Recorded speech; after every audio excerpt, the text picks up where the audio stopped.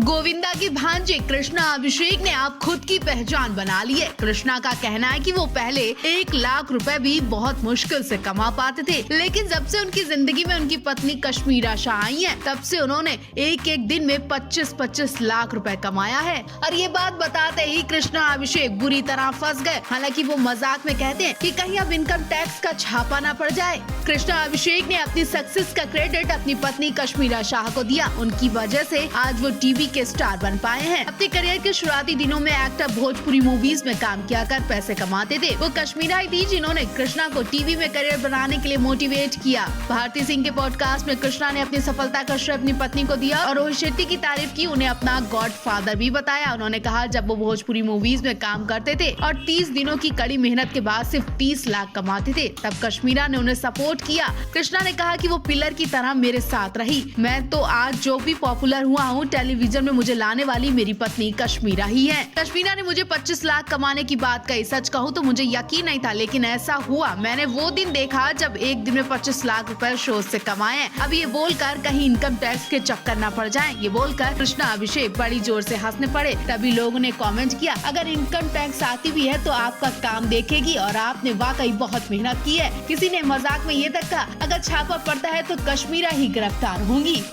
Comedian Krishna Abhishek जल्दी कपिल शर्मा के साथ नेटफ्लिक्स पर the great Indian Kapil show में नजर आएंगे। The great Indian Kapil show stream होने से पहले कृष्णा ने भारती सिंह के पॉडकास्ट में अपने करियर को लेकर ढेर सारे बातें शेयर की। उन्होंने कहा, मुझे कॉमेडी या फिर थिएटर का कोई एक्सपीरियंस नहीं है। लोग मुझे गोविंदा का भांजा या कश्मीरा शाह के पति के तौर पर जानते हैं। मैंने टीवी पर सिर्फ नचबलिए शो ही किया है। इसके बाद से मैं पॉपुलर हो गया था। मैंने पैसों के लिए 2007 में कॉमेडी सर्कस शो ज्वाइन किया और मैं इससे बहुत खुश था। मुझे हर एपिसोड के लिए 1.5 लाख रुपए दे दिए जाते थे। मैं एक दिन में 2 एपिसोड शूट करता था, जिससे मुझे एक दिन के 3 लाख रुपए मिल रहे थे।